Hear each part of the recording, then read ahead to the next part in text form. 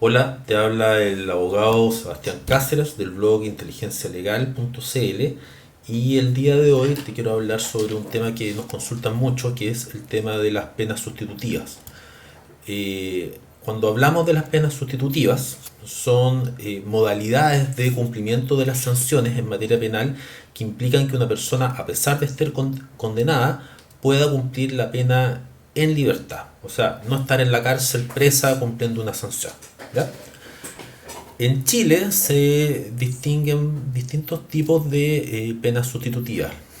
La principal, la que más se ocupa en la práctica, es la remisión condicional de la pena, que en el fondo consiste en firmar una vez al mes en gendarmería, en la unidad de gendarmería más cercana al domicilio de la persona condenada, y una vez que la persona cumple las firmas, el total de firmas que le impuso el tribunal, se entiende cumplida la pena y no le debe nada al Estado ni a la sociedad.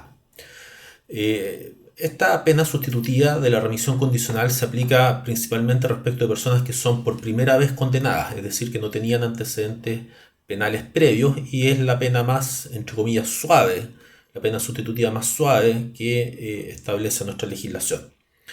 En segundo lugar, la ley 18.216, que es la que regula estos temas, establece la reclusión parcial.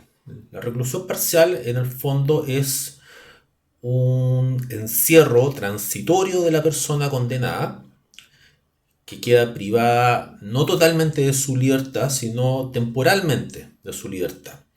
Entonces, dentro de esta reclusión parcial podemos encontrar la reclusión parcial en establecimientos penitenciarios, que es lo que se conocía anteriormente como la típica reclusión nocturna, donde la persona va a dormir a un centro que depende de gendarmería entre las 10 de la noche y las 6 de la mañana del día siguiente.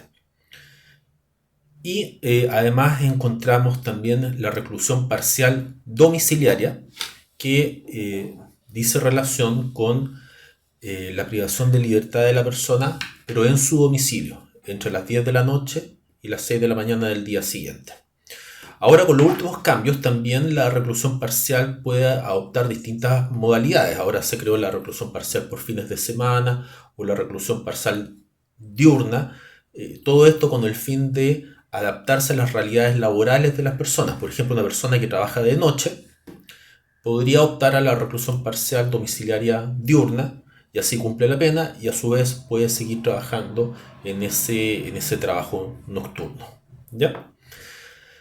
La reclusión parcial se refiere a casos en los que las personas ya tienen antecedentes penales, es su segunda o tercera condena y por lo tanto implica una mayor intervención por parte del Estado. Por eso la persona queda parcialmente privada de su libertad. Y además, ya en tercer lugar, la misma ley establece otra forma alternativa de cumplimiento de la sanción, otra pena sustitutiva, que es la que se conoce como libertad vigilada. La libertad vigilada puede ser simple o puede ser intensiva, pero para efectos de claridad vamos a hablar solamente de libertad vigilada.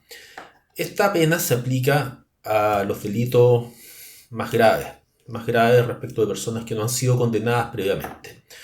Eh, y en este caso, las sanciones que pueden llegar hasta los 5 años de libertad vigilada eh, implican que la persona que es condenada a esta pena, porque son todas penas, tiene que someterse a un plan de intervención por parte de Gendarmería de Chile. Es decir, Gendarmería va a tomar a esta persona que fue condenada por un delito grave y la va a sujetar a un plan de intervención, de resocialización.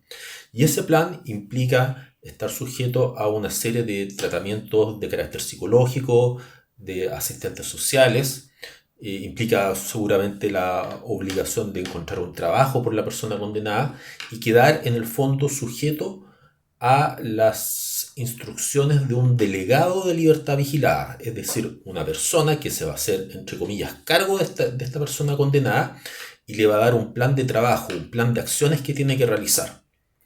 Estas acciones, como ya anuncié un poco, pueden consistir en asistir a un tratamiento psicológico, encontrar trabajo, que la persona condenada termine su estudio, que asista a charlas motivacionales o de capacitación organizadas por Gendarmería, de tal manera que si la persona cumple satisfactoriamente este plan de trabajo,